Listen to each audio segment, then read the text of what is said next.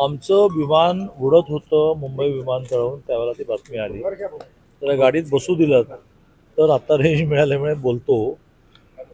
पण जी काही मला प्रायमरी माहिती जी मिळाली आहे त्याच्यामध्ये आदिवासींमधून धनगरांना आरक्षण देतील ही भीती मनात बाळगून गेले काही दिवस आदिवासी समाजामध्ये हा थोडा असंतोष आहे, पण हे गैरसमजाच्या आधारावर चालला आहे. खरं म्हणजे जेव्हा केव्हा हा निर्णय होईल की बा धनगड आणि धनगर वेगळे नाहीत आणि त्यामुळे आदिवासींच्या लिस्टमध्ये ऑलरेडी धनगड असल्यामुळे हे धनगर आणि ते धनगर एक आहे असं म्हणताना मिळेल, त्याला स्वाभाविकपणे सरकार मूळ आदिवासींवर अन्याय न करता त्या नव्याने झालेल्या आदिवासींना, आता ते आदिवासी झाले ना, मग त्यांना ब करेल, मूळ आदिवासींना अ ठेवेल. त्यामुळे काही परिणाम होणार नाही.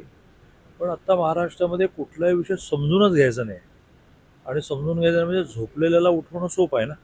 आरक्षणाचं राजकारण चालू आहे महाराष्ट्रात. आता असा इतका हार शब्द वापरण्या इतका माझं हे नाही आहे कल्चर. मी असं म्हणेन की हा आरोप झाला मग ना राजकारण करून. तर झिरवळांसारखे जे तसे इनोसंट आहेत. इनोसंटचा मराठी अर्थ काय तर भाजपचे आमदार होते त्याच्यामध्ये. नाही, झिरवळांच्या बाबतीमध्ये इनोसंट त्या मराठीत शब्द काय वगैरे की तसे निरागस आहेत. त्यामुळे असं काही त्यांना राजकारण वगैरे म्हणता येणार नाही. पण निरागसतेच्या बरोबरने बुद्धिमत्ताही पाहिजे ना, की हे कशासाठी गैरसमजून चाललं आहे. बरं, असा कुठला निर्णय अजून झाला नाही, कारण धनगर आणि धनगर एक नाहीत असा कोर्टाने निर्णय दिला, तर त्यावर सरकार काम करत आहे. तर सरकारने ॲफिडेव्हिट कोर्टामध्ये हेच दिलं होतं की धनगर आणि धनगर एक आहेत. त्यामुळे जर सूचीमध्ये धनगड आहे तर हे त्यात आहेच. हे काय हायकोर्टाने मान्य केलं नाही. आता ही केस चालेल. मुळात अशा प्रकारे ज्यावेळेला निर्णय होतो त्यावेळेला केंद्रीय आदिवासी आयोगाकडे ते प्रकरण जातं. बस आता उद्यापासून सुरू झालं असं नाही आहे ते. पण माननीय मुख्यमंत्री महोदय आणि दोन्ही उपमुख्यमंत्री महोदय त्यासाठी सक्षम आहेत. त्यांच्याशी बोलते. मंत्रालयात अशा प्रकारे आंदोलन करणं काय म्हणाले, अशा प्रकारे मंत्रालयात काय झालंय की लोकशाहीची ब्युटी, सुंदरता अशी आहे की तुम्हाला आंदोलन करता येतं.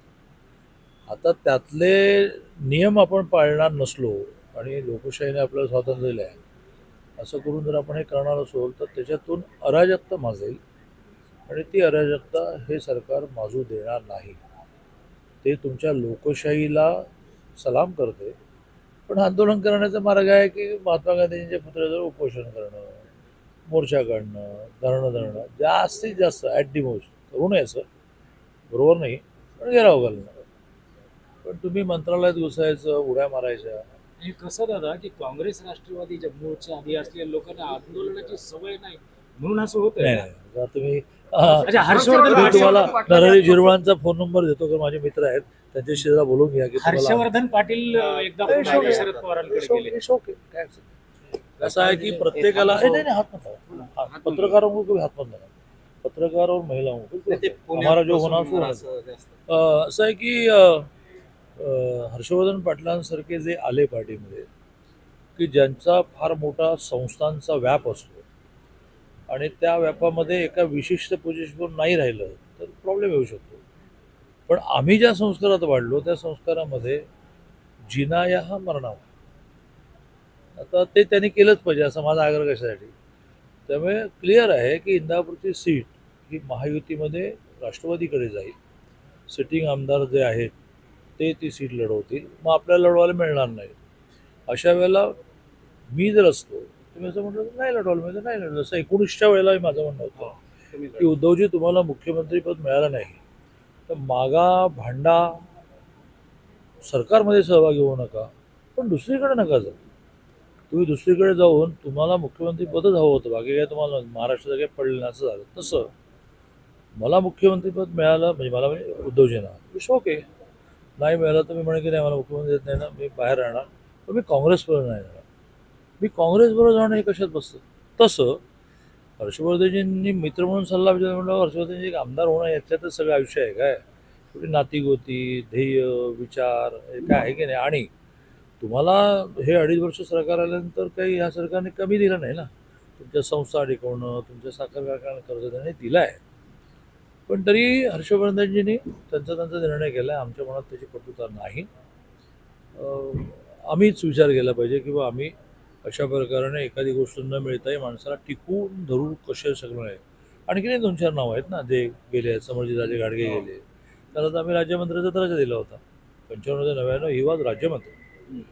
आता हर्षवर्धनजींच्या बाबतीमध्ये त्यांचे साखर कारखान्याच्या मदतीपासून खूप विषय आहेत. पण त्यांनी जी मांडणी केली ती केली किंवा माझ्या कार्यकर्त्यांना मी समजावून सांगू शकलो नाही. It's okay.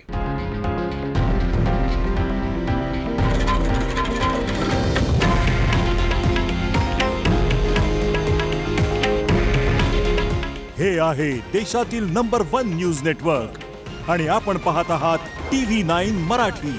काळजी तुमची, हित महाराष्ट्राचं.